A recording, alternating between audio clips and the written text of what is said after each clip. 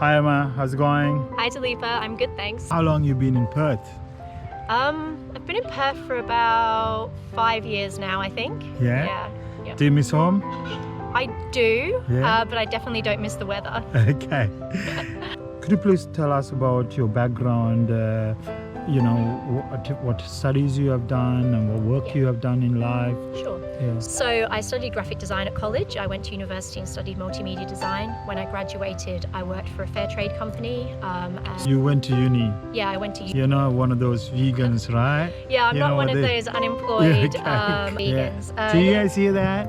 Okay. So when I first came to Australia, I was on a working holiday visa and I started working for Loving Hut. Yeah. So I worked for Loving Hut for 3 years. I ended up managing the Fremantle store. I left that job to organise the expo last year. Yeah. I now work part-time at a rock climbing gym because one of the other things I'm passionate about in life is rock climbing. So it's a really fun job for me to have, and obviously I need something to pay my bills and my cost of living. So all of these stories people tell you about unemployed vegans, it's not true. Yeah. We do actually contribute to taxes. Exactly. I'm hoping to study law going forward. I'm waiting to get citizenship. That'd be awesome. My citizenship will We'll be have a coming. vegan lawyer then. Awesome. Yeah, so there's quite a few of us that have become interested in law and politics relating to animal rights Yeah. because, we do definitely need legislative change to support and protect animals. Yeah. So there's a number of people within the community that are looking into studying and inspired by, the lack of animal rights lawyers within Western Australia. Yeah. I saw that there's a real need for people to pursue that and have a greater understanding of how we can help animals through Yeah. the law and also through legislation. Okay. How long you been vegan? I've been vegan about 9 years. Yeah. Yeah. Wow. Yeah. Wow. So before you come to Australia, you were vegan? Yeah, that's right. I've been vegan the whole time I've been here. Okay. Yeah. So you find it is, easier to be vegan in Australia or? When I first came to Australia, it was really hard. I Yeah. think the progress that's been made since I arrived is incredible. When I first got here and I tried the vegan cheese that was like rubber and We all did. the terrible tofu that they just had and the terrible yogurt that they had in the supermarkets. I was like, oh my God, no wonder no one's vegan. Like, Yeah. this is awful. Coming from Europe where we had so many vegan products. But in recent times, obviously it's exploded and now you can get so many products. Like, it's never been easier. Last year you organized the Vegan Expo. Yeah, that's right. Which is one of the biggest events we had in Perth. Yeah, that's And right. thanks to you, I know you're organizing this year as well. Yeah. Yeah, my name is Brian Turner. I'm from San Diego, California. So I've been lifting for 11 years as a bodybuilder, and Yeah. then 4 years ago I went vegan. So I work out 6 days a week, take 1 day off. Yeah. And I haven't had any energy loss or anything like that people Yeah. always think is gonna happen when you go vegan. I'd say one of the main differences is that I used to have a lot of bloat in my face, Yeah. just because I was eating so many calories. Yeah. And now I'm still eating the same amount of calories, but as a vegan, I don't have that bloat in my face. I also wake up and I don't have mucus, so I'm not coughing up a bunch of stuff. I also wake up and I just have a lot of energy, so I feel a lot better. I'd say, yeah, definitely. Okay. Yeah, there's always going to be new doctors. There's always going to be new studies, and you can find it on both sides of it. So it's honestly, what's your conviction? What do you actually believe? What do you see personally? What's your anecdotal experience? For me, I'm here for life. There's no chance of me being one of those ex-vegans. I'll be here for life. Okay. So most people know my story of just being a bodybuilder, but I actually had really, really bad acne. I have cystic acne, so I have big marble-sized cysts all over my face, completely red face. And I discovered that taking dairy out of your diet really helped with acne. And so I just decided to go the rest of the way, take meat out, maybe the hormones and antibiotics that's in meat, taking those out would help me. And it did, really improved my skin. So that's how I first initially got into veganism. From there, I then watched the documentaries and kind of got into the ethical perspective, what it does for the environment. And so now it went from that one layer of just kind of vanity to, health and all these other layers that are behind it. And so now it's like a multifaceted reasoning behind why I'm vegan.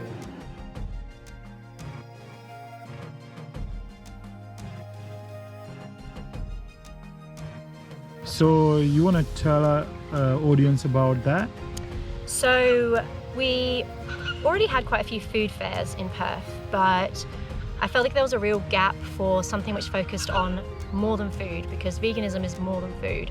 And I wanted something that included the ethical side of things, that talked about animal rights, that talked about the health, the environment, you know, the whole, you know, microcosm of veganism within our society. And I wanted something that could showcase all of the amazing things that vegans are doing, so that anyone who isn't vegan can see that it's very diverse. Our communities are made up of people from all walks of life, doing all different kinds of jobs, providing all different kinds of services. So in that respect, I wanted to highlight the businesses, the sanctuaries, the activists, the people who are interested in well-being and health, truly everything from creative people through to, food stall holders. Vegan Expo covered 360 degree, like, you know, the activism part, Yeah. and then the food, and then the lifestyle, the other stuff. That's it, exactly. Yeah. So It's a lifestyle event, I would say, whereas Yeah. a lot of events within the community are food focused. Yeah. This is definitely about the lifestyle. I also think that within Perth, we're very isolated.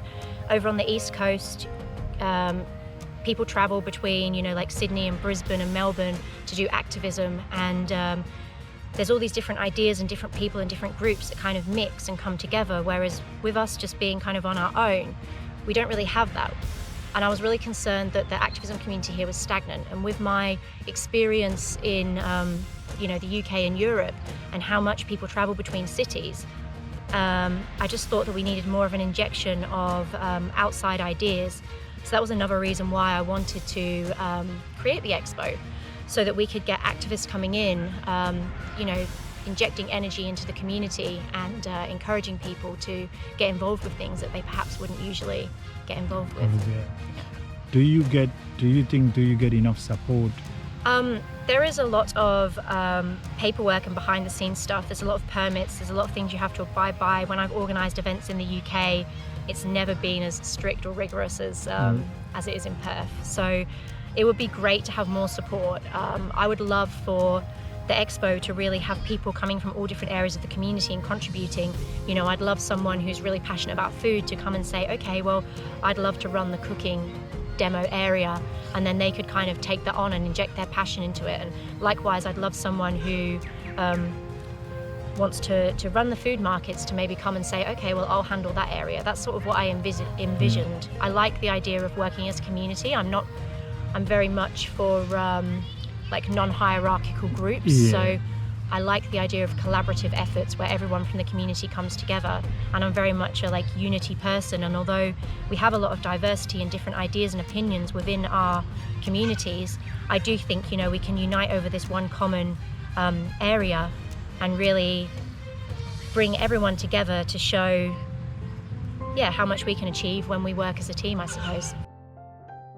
Last year, I know you had to use your own money. How can we do this sort of an event successfully if we don't get enough support? The financial aspect is definitely one of the most difficult aspects. Yeah.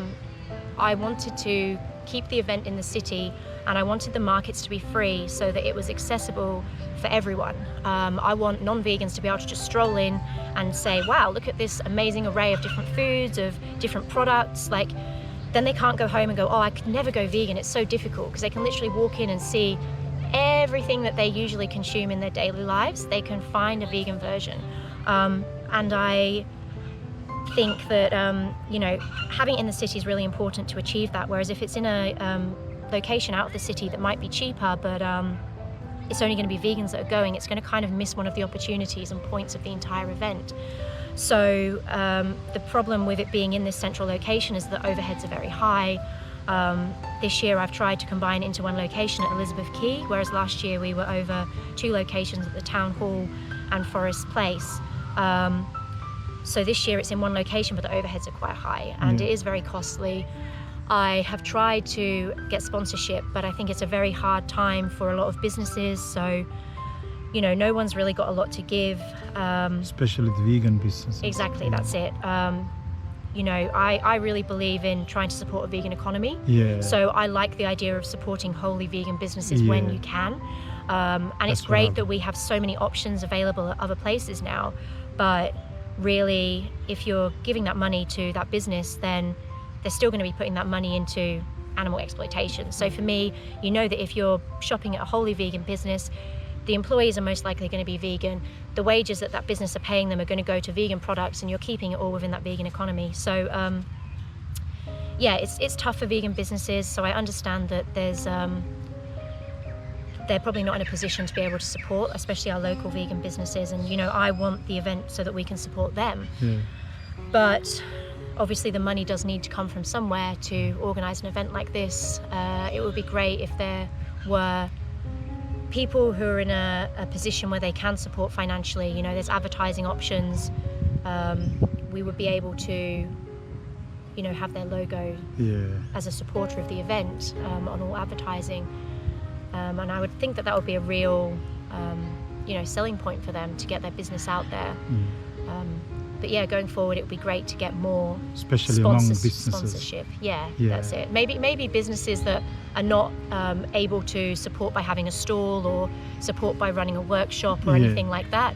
You know, businesses that are, you know, like within financial sectors or anything like that. It might not be appropriate for them to have a stall there, but they could support the event and have their business promoted and show that they are that they're vegan.